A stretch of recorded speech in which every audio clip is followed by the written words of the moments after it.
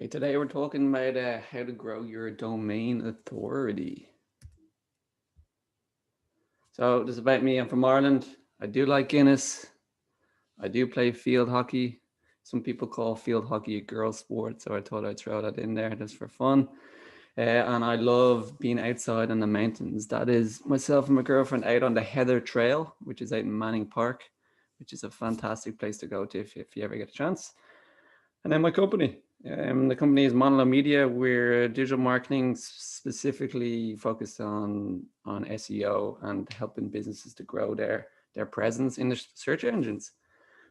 So domain authority, what are you talking about? What does he really mean here? Essentially, it's your online reputation. So Google is pretty tight-lipped about how it analyzes and how the algorithm works. It doesn't give you a checklist of 100 things you need to do. What they say is create unique and engaging content for your users and then have a technically sound website.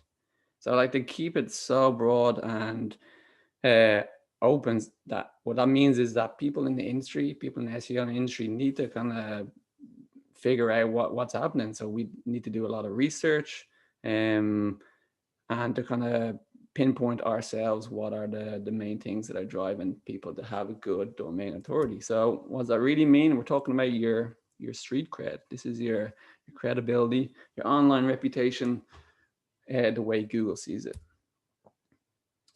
So there's a company out there called Moz, which is probably the most respected in the SEO space. So they created this term called domain authority. So it's not a thing developed by Google. It's a term developed by these guys called Moz. So what they did was they did a ton of research. They pulled loads of data points from various different resources. And what they can do now is you can give them a website address, like a URL, and they're going to give you back a score or a rating from 1 to 100. And this is your domain authority or your online reputations. And this is a pretty good thing for the industry to have to see how reputable your company is online. So what are the core building blocks of this? I'll go through this very quickly. Core building blocks of this are content. What sort of content do you have on your website? Is it just text, images, videos, any other stuff like that? Links. So links are how many other websites are pointing to your websites. Think of any other online profiles you have, any other times you've been mentioned on a web or in the news or an event. The technical architecture of your website. Is it sound enough? Is it the way that Google wants it? And then the user metrics. So what's that?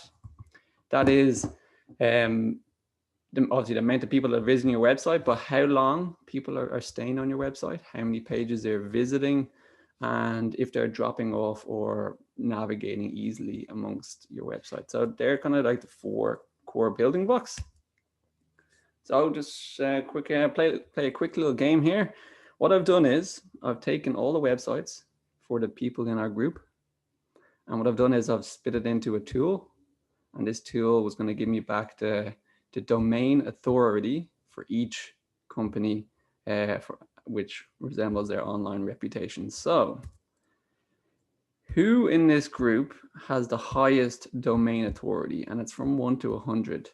You can use the chat to put in your answers now, and we'll see who can guess correctly.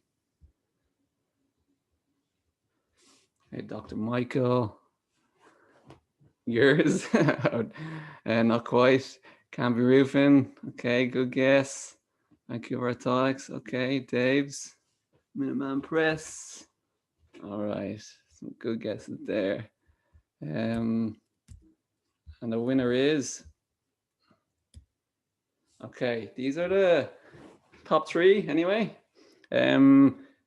Might have been able to guess this. Freedom 55 Financial is a very large organization. They've been around for many years. I'm not sure if they're national as well. Chris, you can tell me that, but for sure you guys have big power and reputation online. Same with Minuteman Press, Ben's company. But then, yes, the local company that we have here is Canby Roofing. Canby Roofing, been around for many years. You won multiple different awards, like the Consumer Choice Awards. It's featured on many other websites, so that's probably why the domain authority is high. So then we'll look at some of the next ones here. And what I'll do is I'll explain a little bit more. So the next three in line, we have our Dr. Michael with Vancouver Orthotics.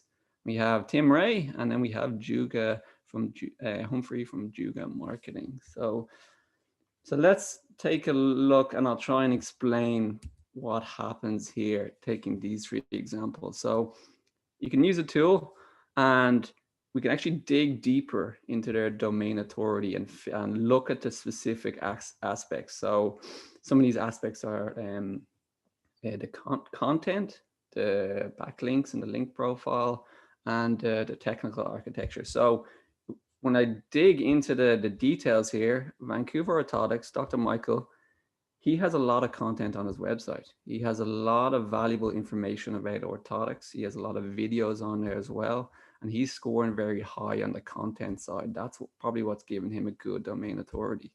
If we look at Tim Ray, he has the backing from a very strong brand called Remax Crest Realty, and he's listed on so many other real estate websites and has that profile set up. So for him, it's his link profile, we call it. We're all around the web where it's mentioned Tim Ray Real Estate. He has a lot of these from reputable sources, and that's going to contribute to his strong domain authority.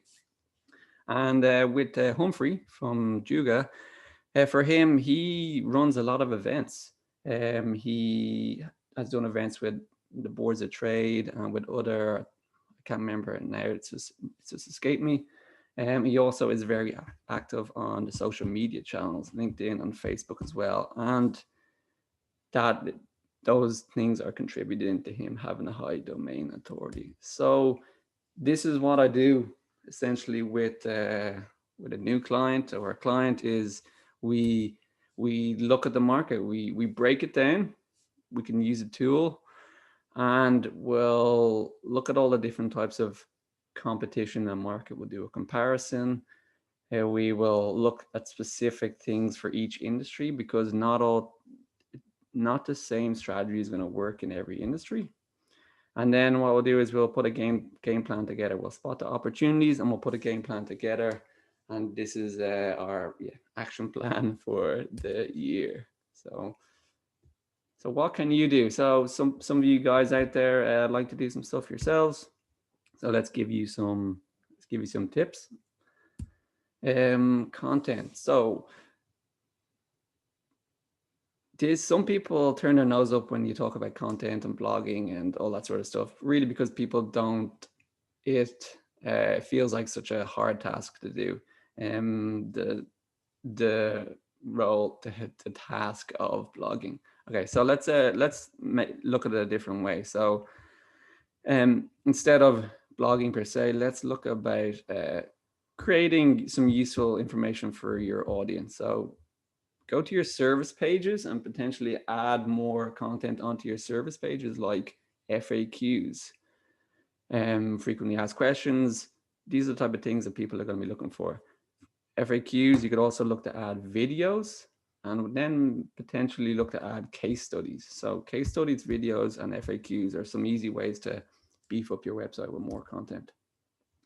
This is, I was doing some research for Quinn from MJR Electric, and just bundling together some FAQs that we can add to the website. So if you go to Google and you type in your industry and type in one question in your industry, you're going to get a section on the search page called People Also Ask. And it's going to give you all the most popular questions for whatever you search there. So I typed in EV charging, and then I get a list of all these questions here. This is a perfect place to start. Grab all these questions, write a little bit of blurb about it, and throw it on your website. And this is going to be good content. It's useful for Google to Google likes it, but it's also useful for the customer as well. Okay, tip number 2, visibility. Visibility here is, where are you visible around online, around the web, where your customers might be. So if you do a quick Google search for an industry, let's take roofing, for example. In roofing, when you search for roofing companies, the top few results are, and we have Yelp, we have Yellow Pages in there, Home Stars, and Who's. And these are all online directories where roofing companies and other home service businesses have a profile. So think about in your own industry, what are any sort of online profiles or directories or places where your potential customer will go to, and have yourself a presence there, have your visibility there, because all these different points of where someone sees you, they see you on the social, they see you in an event, they see you on a different type of online profile. It all adds into that visibility equals credibility, which is what Arson was talking about earlier. And then your reputation. So reputation here specifically, you're talking about your online reviews. We know it's really important, but yeah, can have a review management strategy in place and be able to respond to the reviews as well. But then also think about it from a testimonial point of view. On your website, get the good testimonials up there. If you can grab some video testimonials from some key clients. If you've done a really important project, like Quinn did a big project out in UBC, like if you could get a video testimonial from the guy you worked with there, that'd be really valuable for you on your website. So who am I looking for in terms of referrals? I've no idea on the time here, so maybe Stefan, you could correct me, but referrals. Few minutes over. Okay. Ideal client, I'm really focusing on home service and trades businesses at the moment. So if you know anyone in this space, these professions, junk removal, landscaping, window cleaning, HVAC, flooring, or a moving company, there's so many of these guys that need help. Like a lot of these guys need help. There's a lot of opportunity. I'd love to be connected with anyone in the home services space. So how you can introduce me? I do offer like a free online presence assessment. So you could start off with that, or I also do SEO audit, so we can find some holes, and save you money, and spot some opportunities. And that's it for today, folks. Thank you very much. Awesome. Thank you very much for a presentation this morning, Gavin. Super well done with the interactivity portion of it, and also with the tips. Do we have any questions for Gavin? I'm looking up. Dr. Michael, I saw your hand first, so we'll get you to go first there. This question is in the form of a statement.